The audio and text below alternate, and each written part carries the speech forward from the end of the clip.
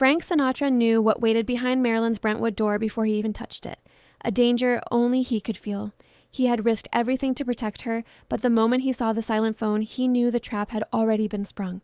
Then he found a 12-word note that changed everything we thought we knew about her final night.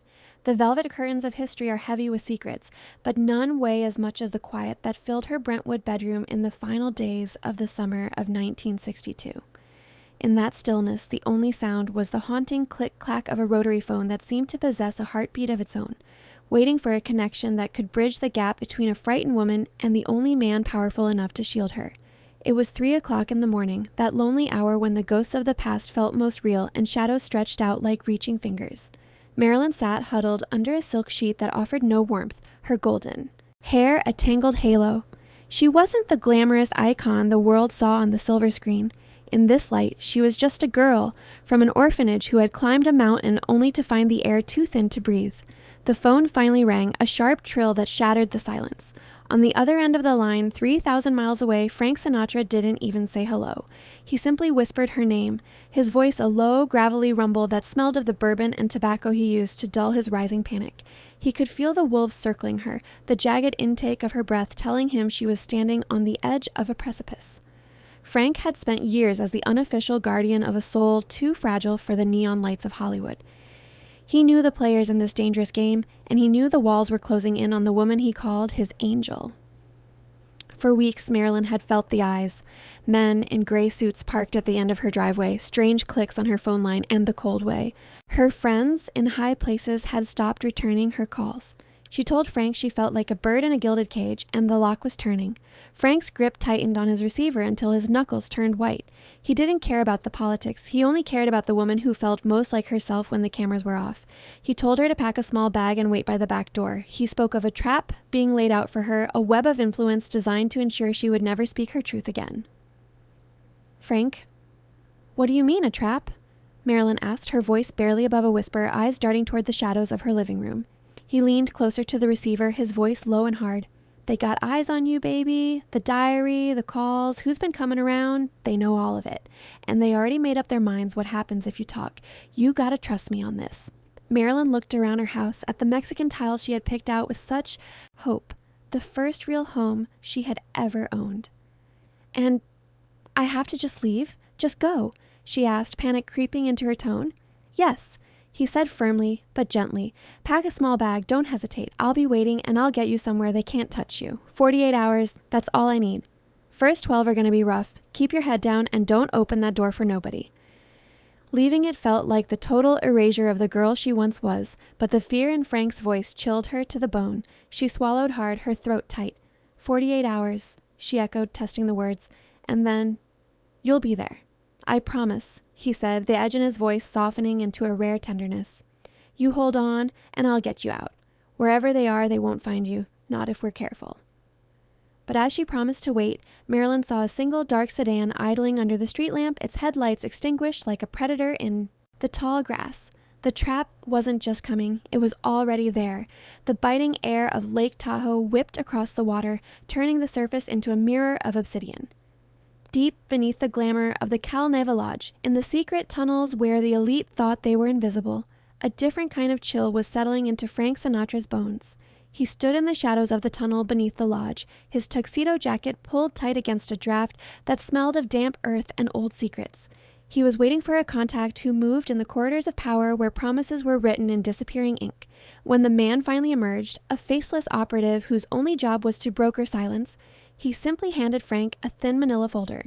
Inside were photographs that made Frank's heart drop. They weren't pictures of Marilyn at a party. They were long-range shots of her through her bedroom window, her face lined with a weary sadness. If you look closely at the surveillance logs from that week, the gaps in the timeline reveal the very hand that moved against her. The man whispered that the trap was now an active operation. The plan was to weave a narrative of instability so thick that when her song reached its final, cold silencing, the world would simply nod and say it was inevitable. If you believe the truth behind these legends deserves to be told, hit the like button so this story can reach others who need to hear it. Frank paced the narrow tunnel, his footsteps echoing like a ticking clock, each beat a second lost in the race for her life. He realized the Cal-Neva had become a surveillance nest. The people Marilyn trusted most were being squeezed to provide evidence of her decline. Thinking back to their nights by the fireplace, Marilyn tucked into a wool blanket, talking about opening an art gallery and leaving the blonde bombshell persona in a costume trunk forever. That dream was being dismantled by men who saw her only as a liability. The trap was a masterpiece of cruelty, using her loneliness as a weapon to ensure she would stop fighting back.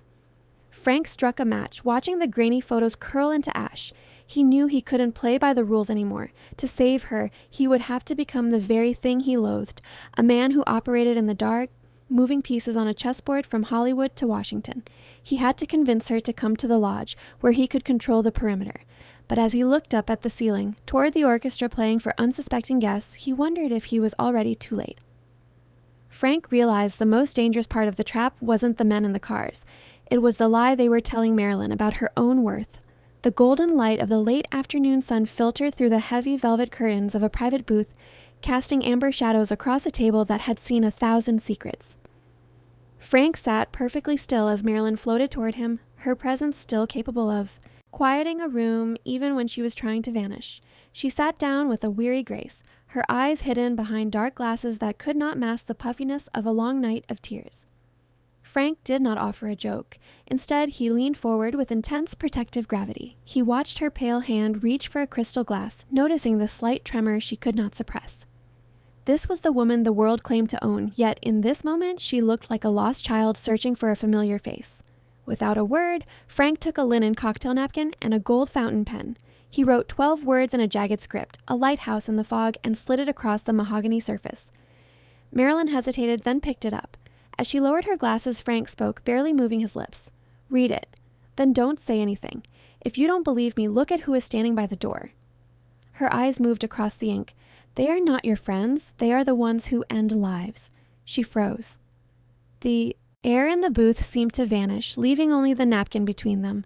12 words that turned the room into a locked door. She was a masterpiece of gold and ivory, but the machine had no respect for art. It only recognized threats. The blue ink smudged under her thumb, a permanent stain on the white linen that mirrored the stain on her soul.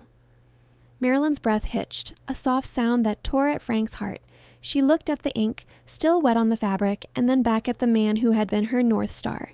He was confirming her deepest suspicions, that the invitations to mansions and private meetings were not gestures of affection, but steps into a carefully constructed cage. Frank covered her hand with his palm steady and warm. He told her he had heard the conversations and seen the tapes. Her light was too bright, and it was casting shadows on people who preferred to operate in the dark.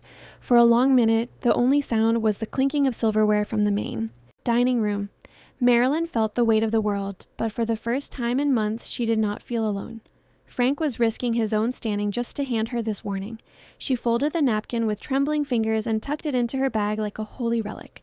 The sight of Frank's unwavering gaze gave her a flicker of courage. He whispered that the next 48 hours would determine whether she ever saw the sunrise as a free woman again. The steady hum of a private jet engine vibrated through the dark airstrip in Palm Springs, a heartbeat in the still desert night. Frank stood by the open cabin door, eyes scanning the blackness for the headlights of a car that was already late. He had it all planned. A quiet ranch in Argentina where the air smelled of eucalyptus, a place where Marilyn Monroe's name meant nothing and the world couldn't touch her. He paced the tarmac, checking his watch again and again. Each tick was a hammer blow. This wasn't just a trip. This was an escape from something dark that felt as inevitable as the tide. When the black sedan finally rolled to a stop, Marilyn stepped out, smaller than ever, wrapped in a plain trench coat. Her suitcase held only a few photographs and her favorite books, her life packed into something fragile and human. She looked up at the silver jet waiting to carry her away, and for a moment, hope flickered in her blue eyes, a fragile, trembling spark. Frank felt it in his chest, a rush of relief and fear that made him want to weep. Every second stretched, heavy with what could go wrong, as the night held its breath along with them. They sat together in the plush leather seats as the pilots waited for the signal. Frank took her hand and described the life that awaited her. Mornings where no one would ask her to be a symbol, and nights where she could sleep without fear of a clicking phone line. He told her she could finally let Norma Jean breathe. Marilyn listened, her head on his shoulder, and for 100 miles of imagination, she was already there. But as the minutes ticked by, the weight of her own legend pulled at her. Frank had already arranged everything. A villa with stone walls and purple bougainvillea, new paperwork under the name Elena or Rose, a bank account that would let her disappear forever. For 10 perfect seconds, he saw her eyes light up as she imagined mornings on a terrace where nobody knew her face. She squeezed his hand. She was ready. But then a distant siren wailed across the desert and something in her face changed. A flicker of doubt, a pull back toward the only identity she'd ever been allowed to keep. She looked out the window at the distant glow of the city she had conquered, which now felt like a predatory beast. She whispered to Frank that she wasn't sure if she could survive being no one. The thought of becoming invisible felt like the final, slow fading away of her spirit. Frank pleaded with her, his voice cracking. The people saying they love you, they're the ones setting you up. You stay in that game, the house wins. Always. He saw the conflict in her eyes, the desire to be safe clashing with the addiction to the only life she knew. As the pilot signaled they had lost their takeoff window due to a storm, the desert wind began to howl. Frank realized with dread that the most beautiful woman in the world was beginning to believe she belonged to the trap. It's a chilling reminder of how the world can change us. Have you ever felt like you were losing yourself to someone else's expectations? Let me know in the comments. The harsh glare of vanity bulbs created a halo of white fire in the dressing room mirror, reflecting a woman who looked like a masterpiece of gold but felt like shattered porcelain. Marilyn leaned forward, searching for the girl she used to be behind the heavy mask of the icon. The room was stifling, a psychological cage that felt more restrictive than any prison. Frank stood by the door, his reflection catching hers. He saw the way she looked at her own image, not with pride, but with profound detachment. It was the glass wall, a barrier built by a decade of being treated as a product. Frank realized the trap was the terrifying truth that Marilyn had begun to see herself through the eyes of her captors. She feared that stepping away from the spotlight would result in her ceasing to exist entirely. Frank placed his hands on her shoulders, his reflection grounded behind her uncertainty. That woman in the mirror, she's a character they wrote for you. They don't know your heart. They just want to keep the crowd happy while they bleed you dry. He spoke of the what-if life they had discussed on the plane, trying to shatter the glass wall. He reminded her of the girl who loved poetry and the woman who wanted to be a serious artist. But Marilyn only shook her head, a tear tracing a path through her makeup. She whispered that she had been Marilyn for too long and that there was nothing left of Norma Jean to save. The industry had hollowed her out, replacing her dreams with scripts. This was the most cruel part of the scheme Frank had uncovered. The powers that be had convinced her she was nothing without them. Frank felt a wave of helpless fury. He could buy her a kingdom, but he could not reach through the glass to convince her of her own worth. He watched as she redrew the famous red curve of her mouth, a soldier putting on war paint for a battle she knew she was losing. Frank turned away, unable to watch her disappear back into the persona. Every second she spent staring into that glass was a second she fell deeper into the hands of those who wanted to silence her forever. The glittering costumes on the rack looked like ghostly reminders of a life lived for others. Frank realized the most difficult rescue of his life was not stealing her from a house, but stealing her from a mirror. The air inside the dressing room grew thick with the creeping dread that had followed them. Frank stood by the oak door looking at the men in charcoal suits standing like statues in the hallway, a chilling confirmation that the circle was closing. He turned to Marilyn, his eyes burning with a desperate intensity. He didn't care about being the king of the world. He was simply a man watching his friend step toward a darkened doorway. He took her hands in his grip almost painful. This is it. You walk back in that house tonight, they're gonna lock it from the outside. The guys saying they're protecting you, they're the ones digging the hole. Marilyn looked at him with a mixture of terror and haunting resignation. She touched his cheek, her fingers trembling. She told him she was tired of running. She believed with a tragic innocence that if she could just explain herself one more time, they would leave her in peace. Frank shook his head, a tear escaping his composure. He knew the gray suits didn't want explanations. They wanted silence. That house ain't safe anymore. Every minute you stay in this town is a minute you're never getting back. Frank offered his car, his plane, and his life to get her past the men in the hallway, but Marilyn simply gave him that soft, heartbreaking smile. She told him she had to face the music even if the song was a dirge. It was the most courageous and foolish thing he had ever witnessed. He felt the crushing weight of his powerlessness, a man who could move mountains but could not move the heart of a woman determined to meet her destiny. As she turned to leave, she paused at the threshold and looked back, her golden hair catching the final rays of a fading sun. Frank stood in the center of the room, a lonely figure who had tried to save an angel, only to realize that the gates were already being barred. The shadows lengthening across the terracotta tiles of the hacienda on 5th Helena Drive felt like the slow closing of a heavy book. In the heat of that August evening, the air remained still, as if the atmosphere was holding its breath. Marilyn moved through her home like a ghost, the soft scuff of her slippers echoing against walls she had once painted with optimism. The silence was a loud, demanding presence that vibrated with the knowledge that she was being watched. She walked to the window and parted the curtains. Down at the end of the driveway, the dark sedan sat motionless, its driver invisible behind glass that reflected nothing but the uncaring stars. She thought of Frank's 12-word note in her nightstand, and the realization hit her. The trap was the tangible presence of men who had decided her story was over. She sat on the edge of her bed, clutching a stuffed animal from her childhood, the only thing that felt real. She tried to call Frank, but when she lifted the receiver, there was no dial tone, only a faint rhythmic clicking like a predator counting down. The lines had been severed. The house was now a gilded cage, and the key had been turned from the outside. She looked at the Latin inscription on her porch, which spoke of finding peace, and felt a wave of irony. The people in the dark cars didn't want her peace. They wanted her absence. The sense of isolation was absolute. She was the most famous woman on the planet, yet she sat in the dark, unable to even call for help. Marilyn tucked her legs up and waited, listening to the house creak. She understood now that the trap was a place where no one could hear you scream. As the moon rose, the sound of a heavy car door closing outside echoed like a gavel. Marilyn closed her eyes and realized the time for running had passed. A world away, Frank Sinatra stood in a Manhattan penthouse that felt like a battlefield command center, his face illuminated by the blue flicker of a television screen. He held a glass of bourbon so tightly the crystal groaned. Just moments earlier, a call confirmed his greatest fear. The asset was being liquidated. The words were cold and clinical, treating a living woman like a ledger entry to be erased. Frank let out a roar of frustration and hurled his glass against the wall. The liquid sprang across a photograph of him and Marilyn. He grabbed his coat and barked orders for his private flight, anything to get him across 3,000 miles before the sun rose. He was the man who made things happen, yet in this moment, he felt as small and helpless as a grain of sand in an hourglass. He raced through the rain toward the airport, every red light feeling like a personal insult. Faster, he told the driver, his voice cracking under the weight of the seconds slipping away. He kept replaying their last conversation, her voice sounding like a fading radio signal. He cursed himself for letting her walk away. All the fame in the world was worthless if it could not buy 5 more minutes to protect the girl from the orphanage. As the plane finally lifted off, Frank leaned his forehead against the cold glass. He prayed to a god he had not spoken to in years to just keep the world spinning a little slower. He knew the gray suits moved with efficiency, and the machine had been pulled. He stared into the blackness of the clouds, his hands shaking, not knowing that in Brentwood the silence had already become permanent. The sun rose over the Pacific with a cruel brilliance that mocked the gray silence hanging over the canyon. The air felt thinner, as if the soul of the city had been quietly exhaled.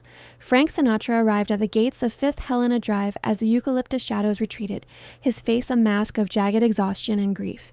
He did not wait for the police tape or permission. He pushed past the men in uniform, his presence so commanding that even the authorities stepped back.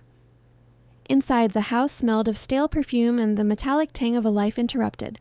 Frank walked toward the bedroom, but when he reached the door, he stopped. He did not need to see the stillness on the bed to know that the race he had run across 3,000 miles was one he had lost before the engines had even warmed up on the New York tarmac. But he looked anyway. The room was too clean. The phone receiver placed too carefully back on the cradle. The pill bottles lined up like soldiers on the nightstand, staged, not scattered. Frank had seen enough arrangements in his life to recognize the hand of professionals. There were no signs of a struggle, but there were no signs of peace either. Just the cold, sterile precision of men who knew how to erase a problem and call it a tragedy. The windows were locked from the outside. His gaze fell to an overturned wastebasket where a crumpled piece of linen lay. He knelt down and picked it up with shaking hands. It was a cocktail napkin. She had kept it until the very end, proof that someone had truly tried to see the person behind the mask. Frank let out a broken, jagged sob that tore through the quiet, a sound of raw agony that no microphone could capture. He realized the trap had stolen the chance for the world to ever know the woman he had loved. He sat on the floor, the chairman of the board reduced to a man mourning a lost light. He clutched the napkin to his chest, making a silent vow. The official stories would whisper of instability, but he knew the truth. He had felt the cold breath of the machine. He would carry this secret forever, a weight that would change the very timbre of his voice. As they carried her out into the bright light of the morning, Frank tucked the napkin into the pocket over his heart. He walked out without looking back, a prisoner of the sun. Years later, a lone figure in a midnight blue tuxedo stood before a simple bronze marker, the scent of white gardenias heavy in the cooling air. The man whose voice had become the soundtrack for a million heartbreaks remained perfectly still, his shadow long over the place where the world's most famous smile had finally found its rest. Frank never spoke publicly about that night, but those who stood close to him on stage noticed a change. Whenever he sang of the wee small hours, his eyes would drift toward a corner of the room only he could see, a look of a rescue that arrived one heartbeat too late. He became a man obsessed with a quiet mission, funding havens for young women to ensure they had the protection Marilyn was denied. He did it as a secret penance, a way to keep the promise he made to a crumpled cocktail napkin on a dusty bedroom floor. Even in the bustling world of neon lights and roaring audiences, Frank carried that night like a second skin. Every handshake, every spotlighted entrance felt slightly hollow compared to the memory of that silent bedroom, the soft weight of the napkin in his pocket, and the fragile pulse of a life he had nearly saved. He avoided the press, shied away from the glittering social circles, and turned his energy toward quiet acts of protection, scholarships, safe houses, and private letters to those who reminded him of the girl behind the star. Each gesture was a whispered apology to the woman who had taught him the cost of fame. Late at night, in empty theaters or empty hotel rooms, he would sing softly, letting the lyrics of old ballads carry him back to that desert airstrip, the hum of the private jet engine, and the ghost of her blue eyes. Sometimes he imagined her laughing, free from the eyes that had hunted her, and he allowed himself a fleeting smile before the weight returned. It was a life lived in shadows, a devotion invisible to the world, but in those moments, Frank found a strange kind of peace. He had failed to save her, yes, but he had preserved the memory of her light, and in that he had kept a promise that could never be erased. This bond between Frank and Marilyn was a light the world tried to break. Help us protect that memory by sharing this video with someone who values true loyalty. He knew the men in gray suits could never truly own her soul as long as he was there to guard her memory. Shortly before his own journey began, Frank showed a young protege a faded piece of linen fabric with 12 jagged words. He explained that true success was not found in fame, but in the courage to stand between a friend and the darkness. He warned that the brightest lights always attract the coldest winds. It was the only time he let the mask slip, revealing the raw heart of a man who had spent decades carrying a goodbye he was never meant to say. In those quiet moments, the image of a plane rising into the Argentina sky would return to him, a version of the story where she was still out there, laughing at a joke that had nothing to do with the script. He had ensured her name would forever be associated with beauty and light, rather than the grim circumstances of her departure. Frank touched his fingers to the cold bronze of the marker, a silent salute to the only woman who ever made him feel he wasn't the most powerful man in the room. He walked away into the darkness knowing that the trap had failed. It had not extinguished her essence. It had only made it eternal. The men in gray suits thought they had won. They thought the official story would hold forever, that the world would accept their version and never ask questions. But they underestimated one thing, the people who refused to forget. Frank carried that napkin for the rest of his life. 12 words smudged with her tears tucked into the pocket over his heart. He couldn't save her in time, but he made damn sure her light would never go out. And now that torch passes to you. If this story meant something to you, hit the like button. It's a small thing, but it keeps stories like this alive. It tells the world that the truth still matters, even when it's inconvenient for the powerful. Subscribe if you haven't already. I've got more stories waiting, more secrets the history books tried to bury, more moments where courage and loyalty went head with the machine. You don't want to miss what's coming next.